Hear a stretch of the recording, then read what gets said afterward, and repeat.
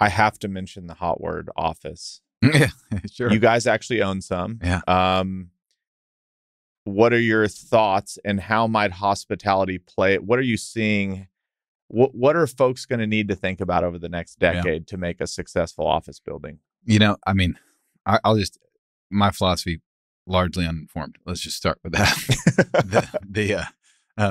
But I think I'd say a couple of things.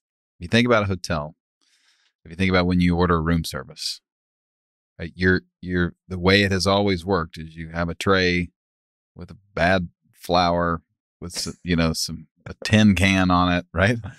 Yeah, that works. And then it's left out in the hall. It's really not a great experience. Like all the way around, like doesn't make you go, that's what I want to do is order room service. Yeah.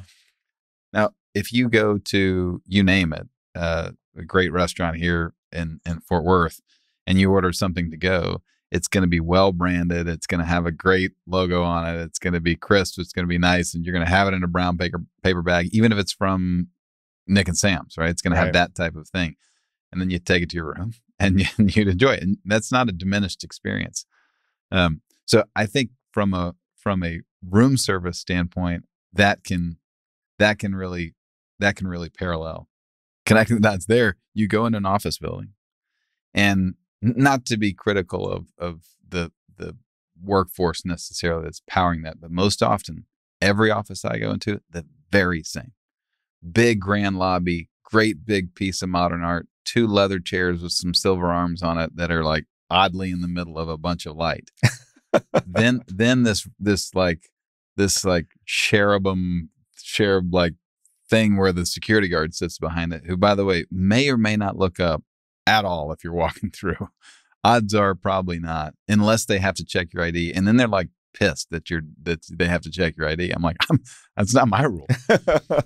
And their suit, is ill-fitting with a patch, and that says security guard. That's not a good look. If you walk into a hotel, doesn't matter what kind of hotel it is, there's nothing like that whatsoever.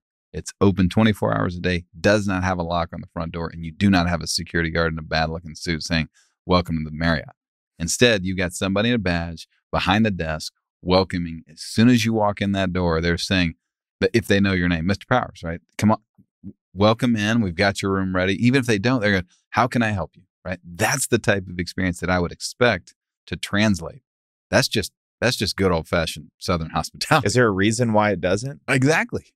I don't think there is, because it's not a cost thing. Exactly, because you're paying that person one way or the other. I'd rather have, if I'm hiring and somebody shows up to an interview, ill-fitting suit, looking at their phone, doesn't make eye contact with me, versus this really charming personality who says, "Great, I'll do the exact same job, except I'll be right there in that door when they come in, and I can say, 'Hey, last year for Valentine's Day, we did this for your wife. Do you want me to go grab you flowers?'"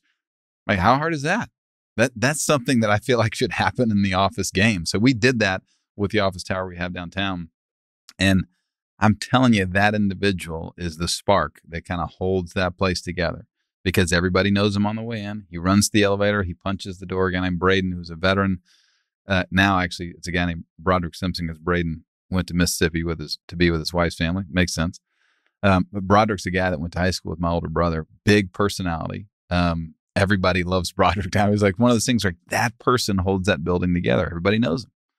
That type of experience, again, there's nothing magical about that in a job description. What's magical about that is like you walk in the door and you feel known, you feel cared for, you feel understood, and now they're taking you up to your office space. That's where the two can merge, in my opinion. Now, everything else, by the way, is about design. Yeah. Like, why would I want the design I described? I'd much rather have pictures and history and communal tables and coffee and all these other things, because that's what I want to walk into. Nobody wants to walk into an ice chamber where you're like, okay, I feel like I can't touch anything.